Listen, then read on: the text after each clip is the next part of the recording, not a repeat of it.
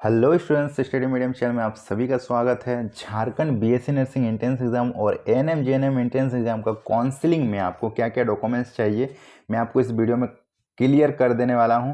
और ये डॉक्यूमेंट्स आप अभी टाइम रहते बना लो, क्योंकि काउंसलिंग जब स्टार्ट हो जाएगी या फिर जब एडमिशन प्रोसेस होगा तब आपको ये डॉक्यूमेंट्स की ज़रूरत पड़ेगी, और कम टाइम होने की वजह से आप डॉक्यूमेंट्स नहीं रेडी कर पाओगे, जिससे आपका एडमिशन या फिर काउंसलिंग रिजेक्ट हो सकती है। ठीक है, तो पछताने से बेटर है कि आप पहले टाइम रहते आप ये सब डॉक्यूमेंट्स रेडी कर लो। मैं आपको पूरा डॉक्यूमेंट्स A to Z बताने वाला हूँ, तो वीडियो को शुरू से एंड तक देखिएगा।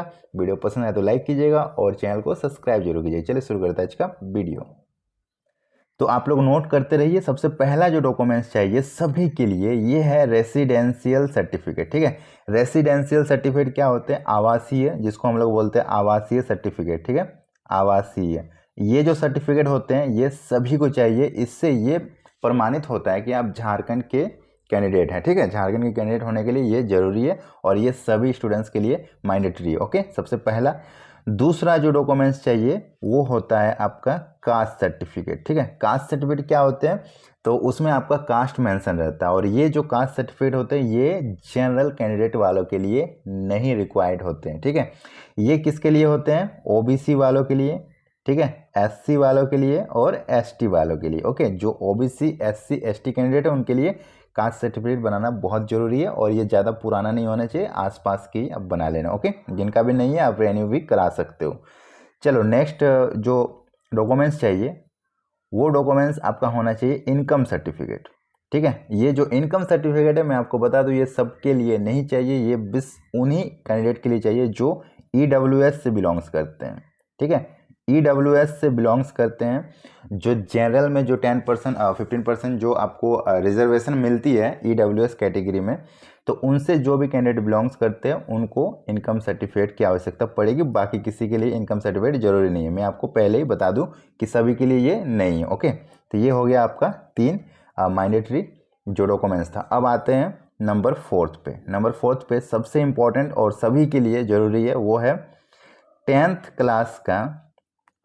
क्लास का मार्कशीट। मार्कशीट क्या होते हैं आपको पता होगा कि जब आपका फाइनल रिजल्ट आ जाता है उसके बाद आपको मार्क्स उसमें मेंशन रहता है कि आपने इतना मार्क्स गेन किया। वो जो मार्कशीट होता है ना वो चाहिए 10th का। ओके, और इसके साथ 5th में आप रख लो 10th का सर्टिफिकेट। फाइनल सर्टिफिकेट जो होता है इसको आप फाइनल सर्टिफिकेट भी बोल सकते हो। एक देखना, आपको 2 सर्टिफिकेट मिलते हैं, एक मार्कशीट और एक फाइनल सर्टिफिकेट, जिसमें मेंशन रहता है कि आप ये कैंडिडेट हैं, आप इस यूनिवर्सिटी से, इस कॉलेज से, इस स्कूल से आपने 10th को इस साल पास किया और अच्छे से पास उत्तीर्ण हो चुके हैं। ये पूरा का डिटेल्स रहता है। अगर आपको ये नहीं मिला हुआ है अभी तो आप इसको कॉलेज से स्कूल से जाके निकलवा सकते हो। आपको ये एप्लीकेशन के थ्रू निकल जाता है। ठीक है, अभी तो डायरेक्टली मिल जाते, पहले क्या होते थे कुछ दिन बाद मिलते थे। तो अगर आपके पास नहीं है तो ये आप स्कूल से जाके अभी निकलवा लो। ठीक है, 10th का मार्कशीट और आपका फाइनल सर्टिफिकेट, 2 चीज़ लगेंगे 10th का, मैं आपको क्लियर कर दूँ। ओके, चलिए 6 नंबर डॉक्यूमेंट्स पे आते हैं। 6 नंबर डॉक्यूमेंट्स में 12th का क्या लगेंगे? तो 12th का भी आपको मार्कशीट लगेंगे। पहली बात 12th का मार्कशीट लगेंगे, और इसका भी जो है ना 12th का फाइनल सर्टिफिकेट लगेंगे। ठीक है, इसका भी सर्टिफिकेट लगने वाला है। लेकिन अगर ये सर्टिफिकेट आपको नहीं मिला है क्योंकि आप रिसेंटली 12th किए हो, तो आपको इसके बदले में एक प्रोविजनल सर्टिफिकेट भी दिया जाता है। ऐसा नहीं है कि आपको सर्टिफिकेट नहीं है तो आप प्रोविजनल सर्टिफिकेट भी आपको मिलता है। तो 12th में आप प्रोविजनल दे के भी काम चला सकते हो, लेकिन 10th में आपको चाहिए क्योंकि 10th आपका 2 साल या उससे पहले हुआ होगा। ठीक है, तो 10th का आप निकाल लेना। 12th का प्रोविजनल से भी काम चल जाएगा, लेकिन मैं बोलूँगा आप सर्टिफिकेट निकाल ही लो, इसको भी निकालने में कोई दिक्कत नहीं होनी चाहिए। आपका 7th सर्टिफिकेट हो गया। अब मैं आपको बताता हूँ नंबर 8 पे क्या चाहिए। टीसी। ठीक है, टीसी या माइग्रेशन सर्टिफिकेट इसको हम लोग बोलते हैं। टीसी या माइग्रेशन सर्टिफिकेट ये भी आपको निकलवाना पड़ता है स्कूल से एप्लीकेशन देकर, और ये आपका लास्ट एग्ज़ाम का होना चाहिए, लास्ट सेशन का होना चाहिए। मतलब देखो, अभी आपने 12th पास किया, ठीक है, तो ये आपका 12th का होगा।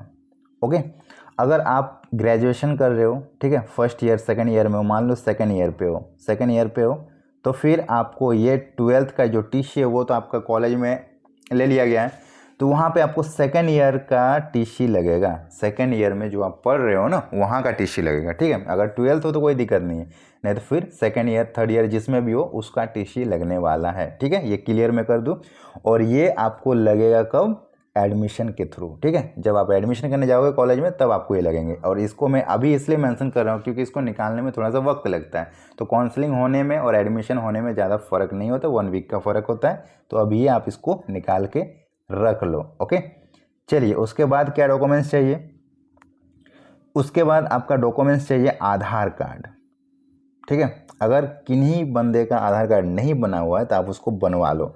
अगर आपका आधार कार्ड में कोई गलती है तो आप उसको करेक्शन करवा लो। जैसे कि डेट ऑफ बर्थ पहले क्या आता था, इस फॉर्मेट में आता था। डेट ऑफ बर्थ पहले के आधार कार्ड में क्या होते थे, इस फॉर्मेट में डेट ऑफ बर्थ आता था, मतलब जो ईयर था वो रहता था और ये सब ऐसे ब्लैंक रहता था। तो ऐसा अगर आपका फॉर्मेट है तो इसको आप करवा लो, ठीक है। डेट, मंथ, ठीक है ना, इस टाइप से आप इसको आधार कार्ड को सुधार करवा लो। दूसरी बात, जो फ़ोटो होती है उसमें भी बहुत ज़्यादा ब्लर और ये आता है, तो अगर आपका वैसा है तो आप उसको सुधार लो, क्योंकि आधार कार्ड सबसे इम्पॉर्टेंट है, वो वेरीफाई किया जाएगा, ठीक है। आधार कार्ड हो गया। उसके बाद आपको क्या डॉक्यूमेंट्स चाहिए? अगर आप पीएच कैंडिडेट हैं तो आपको डिसेबिलिटी सर्टिफिकेट चाहिए। डिसेबिलिटी सर्टिफिकेट ये सिर्फ पीएच कैंडिडेट के लिए, ठीक है। जो फिजिकल हैंडीकैप है उनके लिए डिसेबिलिटी सर्टिफिकेट चाहिए, ओके। चलिए अब आता है 11th नंबर पे medical fitness certificate. Medical fitness certificate ये क्या होता है? तो ये कोई भी गवर्नमेंट हॉस्पिटल में जाके आप अपना जो एडमिट कार्ड दिखा के और अपना डॉक्यूमेंट्स दिखा के वहाँ से आप बना सकते हो कि आप मेडिकली फिट हो, ठीक है। क्योंकि ये एडमिशन के टाइम आपको लगेगा, ये भी एडमिशन का सर्टिफिकेट, ओके। चलिए उसके बाद आपको क्या चाहिए? उसके बाद आपको रिसेंटली करेंटली आपको चाहिए passport size photograph 5 piece. 5 piece आप पासपोर्ट साइज़ फ़ोटो निकाल लो, ठीक है। पासपोर्ट साइज़ फ़ोटो आप 5 पीस निकाल के रख लो रिसेंटली, ओके। अब सबसे इम्पॉर्टेंट चीज़ है कि जब आप एडमिशन लेने जाओगे वहाँ पे आपको एक और डॉक्यूमेंट्स लेके जाना है, वो है आपका अलॉटमेंट लेटर। ये आपको कहाँ मिलेगा? तो ये आपको वेबसाइट में मिलेगा। जब आपको सीट अलॉट हो जाएगी वहाँ पे आपको एक डाउनलोड करने दिया जाएगा, उसको आप डाउनलोड करके उसको ओरिजिनली ले जाना है, ठीक है। जेरॉक्स नहीं चलेगा, ठीक है। अलॉटमेंट लेटर आपको उस टाइम लगेगी, ओके। तो जितना मैंने डॉक्यूमेंट्स बताया सारे डॉक्यूमेंट्स को आप अभी अरेंज करके रख लो और सारे डॉक्यूमेंट्स के जेरॉक्स करके रख लो 2 कॉपी, ठीक है। साथ में 1 कॉपी जेरॉक्स भी ले जाना, 1 कॉपी घर में रखना। बाय चांस कहीं इधर उधर मिस हो गया तो जेरॉक्स रखना बहुत ज़रूरी है। तो फोटो कॉपी का एक सारे डॉक्यूमेंट्स का 1 कॉपी फ़ोटो ले जाना है या फिर 2 कॉपी, आपका जो इच्छा आप ले जाओ। फोटोग्राफ ले जाओ 5 पीस और जितने भी डॉक्यूमेंट्स मैंने बोला सारा का सारा ओरिजिनल ले जाना। डॉक्यूमेंट वेरिफिकेशन में ये सब चेक करेंगे और एडमिशन में भी यही सब आपको काम देने वाला, ओके। तो आई होप आपको समझ में आ गया होगा क्या क्या डॉक्यूमेंट्स चाहिए। तो अभी से बना लो क्योंकि टाइम बहुत कम है। काउंसलिंग और एडमिशन में सिर्फ आप 7-8 दिन का गैप रहता है, ठीक है। मतलब ओवरऑल 10 डेज में आपका सब कुछ हो जाएगा। तो इतने कम टाइम में अगर आपका डॉक्यूमेंट्स इनकम्प्लीट है तो फिर बनाना मुश्किल हो जाएगा। तो इसलिए टाइम रहते जल्दी जल्दी बना लो, ओके।